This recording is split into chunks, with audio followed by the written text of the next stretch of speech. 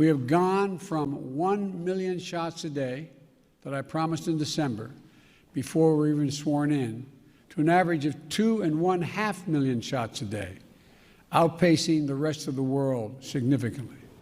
President Biden marking 100 million vaccinations since taking office. The United States reaching that mark on Friday. And again, we're expecting to hear more from Governor Holcomb this week on the state's fight against COVID-19 1 year in.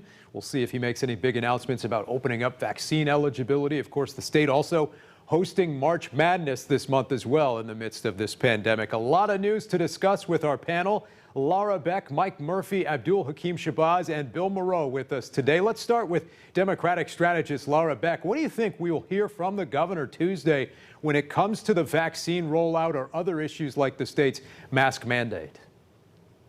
Well, I don't have a crystal ball, so I can't really give probably an accurate forecast. But I think we're going to hear from the governor a thoughtful, reasoned approach to how we essentially open the state back up.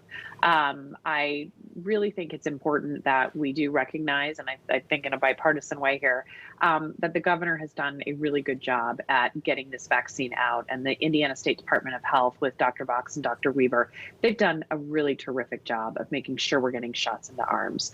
I'm sure there's more work to be done to make sure it's as equitable as possible, and we're reaching underserved communities. But I think we're going to get a bit more of a roadmap, a bit more clarity as much as you can with COVID. And I think we're all going to be really, really looking forward to hearing what he has to say. We've been lagging other states in terms of getting more vaccine from the federal government, but the vaccine we've been getting, we've been doing better than other states at getting it into people's arms. Let's turn to former GOP lawmaker Mike Murphy. Mike, things like the mask mandate seem to potentially be part of the equation when it comes to this bill seeking to limit the governor's emergency powers. How do you see this battle playing out in the legislature and possibly even in the courts? Well, first of all, in all my years of being involved in politics in Indiana, which is well over 30 years, I have never seen such a public disagreement between a governor and the leaders of his own party in the legislature. The fact is, this is unconstitutional. Everybody knows it.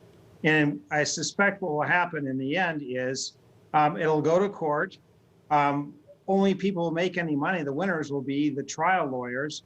It'll be settled, and the unconstitutional parts will be pulled out. So again, the taxpayers will pay a lot of lawyers to sit around and talk about it, and then there'll be a settlement hopefully before it has to be adjudicated by a judge. Well, when you know we have a couple of lawyers with us here today, let's bring in Abdul Hakim Shabazz right now from IndyPolitics.org. They're both wealthy guys. There you go, right? Abdul, polls have shown there is still some reluctance among Republicans, particularly young Republicans, when it comes to getting the vaccine.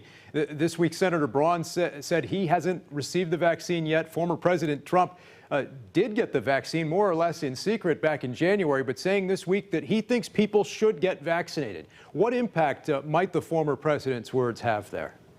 I think it'll have some impact, but also you got to remember too that some people are just stubborn. It's just that simple. They don't want to get either they don't trust the government, or B, like I said, they don't trust the government also in a sense that there's this, hey, I'm fine, I'm young. If I get COVID-19, I'll be fine. I'll just have a couple minor symptoms. So there's a lot of that going on, taking place. But I will argue to my dying day, if you can get the vaccine, you should get the vaccine. I mean, I got the vaccine at the Motor Speedway a couple of weeks ago, the J&J shot, one and done. Because as you folks know, my father passed away due to COVID-19 complications. And you don't want to risk having a loved one get sick or something worse happen to yourself because you were too damn stubborn to go get the vaccination. Absolutely. Well said. Abdul, there was also a report in Axios this week that Indiana Senator Todd Young has been seeking the former president's endorsement, but still waiting at this point. How much influence will the former president continue to have on the GOP? I think the president will lose a little bit of lose a little bit of influence every day as time goes by and maybe become a little bit more distant. But at the same time, I think Todd Young wants a Donald Trump endorsement. Not so much that he needs it, but it helps him forward off any sort of primary challengers. And so if he gets the Donald Trump endorsement, then who's going to run against him? Right. All right. Meantime, the president and lawmakers in Congress also dealing with a lot of questions this week about the situation at the border. and also the growing concerns about violence and harassment against Asian Americans. You'll hear more about that coming up on Fox News Sunday and Face the Nation. I want to change topics here, though. The governor naming Holly Sullivan this past week as our new Secretary of State, appointed by Governor Eric Holcomb, the former state representative. I want to bring in Bill Moreau right now. Bill, your organization, the Indiana Citizen, has been advocating for Indiana voters. What's your reaction? Well, congratulations go to Secretary Sullivan. And I was really impressed by her opening statement at the announcement. In fact, I want to read it so I do it justice. Today, taking office, the top priority is to safeguard Indiana's record of safe, fair, and secure elections and letting all Hoosiers know their vote counts. That is a strong statement. It's an accurate statement. It's a clear communication that Indiana has figured out how to run elections effectively. And then it begs the question of why the General Assembly still wants to, tinker with the election code in a way that might throw out ballots. I'm talking particularly about Senate Bill 353. I hope she weighs in against that bill because it could mess up people's absentee ballot applications. I hope she takes a strong stand on redistricting. I hope that she makes a statement in favor of drawing the maps in a fair, open, and transparent way, because that'll have the effect of improving the civic health of our state by increasing the number of Hoosiers who vote. And Laura, all this coming at a time where a lot of states are dealing with some of these big questions about the voting process. Secretary Sullivan didn't really want to get into all of the controversies or conspiracy theories out there about the 2020 election when she was asked about that this week. Well, I think that's a smart move because it's been proven that there was not election fraud in 2020. I mean, I think that has been proven across the board, and I think that was wise of her not to do that and to really focus more on Indiana. We are seeing this nationwide movement, and I think some of that is driven by trying to prop up the false narrative that there was some type of fraud, which there wasn't. So we're going to see a little bit more of that. We're also going to see, I think, much more suppression techniques and tactics that are out there. Frankly, when you expand the right to vote, it makes for a healthier and a stronger democracy. And I'm incredibly disappointed to see that once again, people are trying to push down the opportunity to let more Americans vote.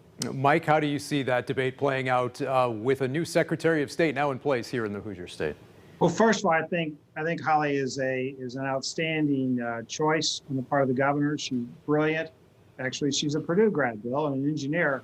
Which you may I think she's a University of Missouri grad. I thought she is an engineer, but she didn't go to Purdue, just for the record. She's got more We'll check the record, yeah. But I think that ultimately, I've always been a believer in the power of ideas, Dan, and I don't see any reason why we should restrict voting. Let's spend all that effort, energy in the battleground of ideas and let the best ideas win. I mean, I've never been shy to debate anybody about anything.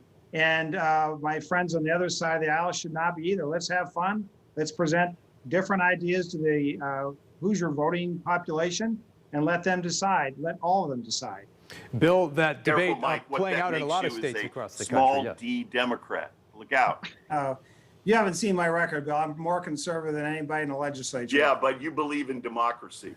There you go. And that was a strong statement in support of democracy. And not everybody in power shares that view. Well, we've had a great discussion here. We even hitting on the March Madness theme, talking about Purdue and Mizzou and all of these great schools that are coming here to Indiana to play. Coming up next this Sunday in Focus, we're going to talk about Indiana's big tournament, getting a mention on the floor of the U.S. Senate this week. We'll show you that moment up next.